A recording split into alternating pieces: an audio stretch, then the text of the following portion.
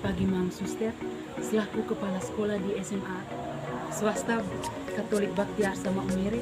Selamat pagi guru-guru, singkatnya selamat pagi semua teman-teman yang saya kasih.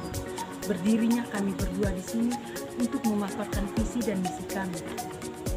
Perkenalkan, nama saya Mega Sandris Rosari Paudaga sebagai calon ketua OSIS, dan wakil saya. Perkenalkan, nama saya Yusuf Nedasman selaku calon wakil ketua OSIS.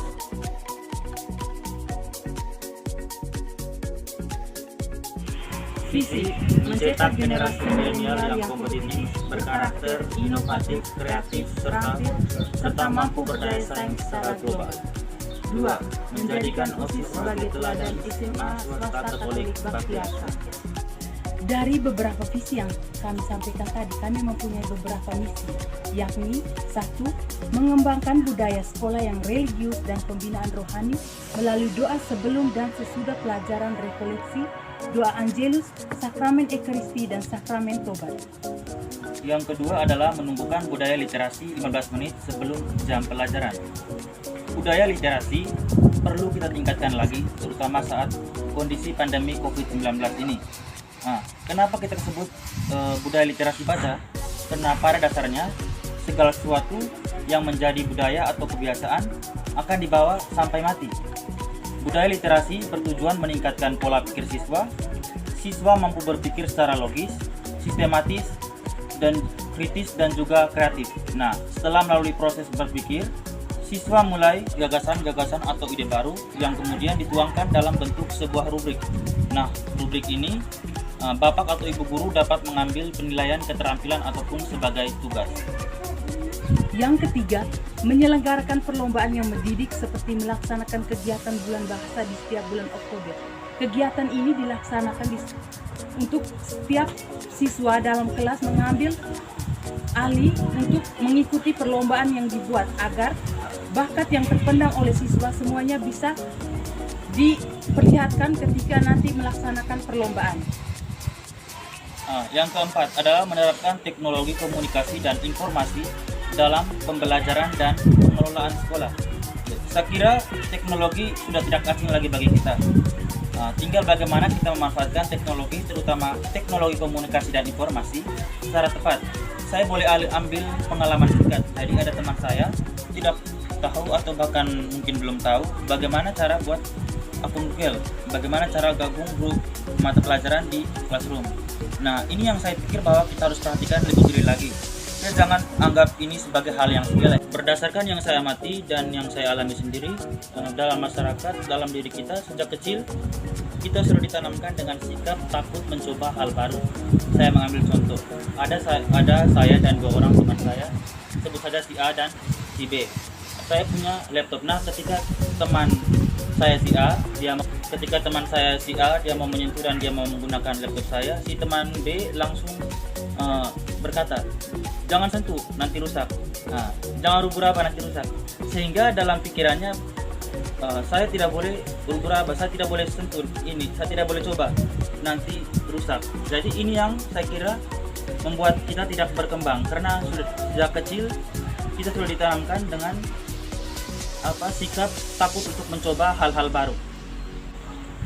Mengembangkan potensi jiwa kewirausahaan peserta didik melalui pelatihan kewirausahaan di bidang pengolahan makanan atau minuman dan kerajinan tangan.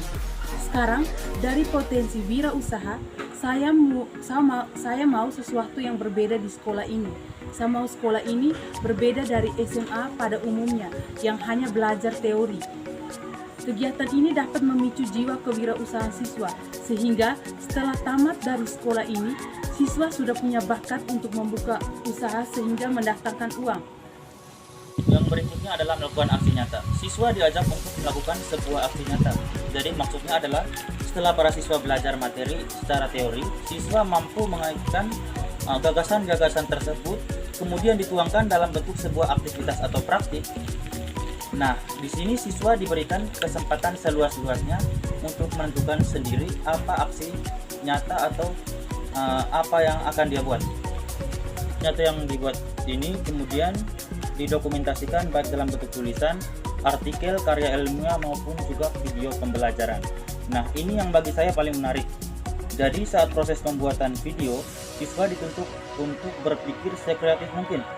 Bagaimana cara agar halayak tertarik untuk menonton video kita? Dan satu lagi yang tidak kalah penting adalah siswa mulai memanfaatkan teknologi berbasis elektronik secara bijak dan tentunya secara bermanfaat. Siswa mulai belajar bagaimana proses syuting video, bagaimana cara atau proses editing video yang baik, bagaimana cara berbicara di depan halayak, dan ada banyak sekali manfaat yang kita dapatkan dalam kegiatan ini. Jadi saya kira kurang apa lagi, semua sudah kita dapatkan dalam satu kegiatan.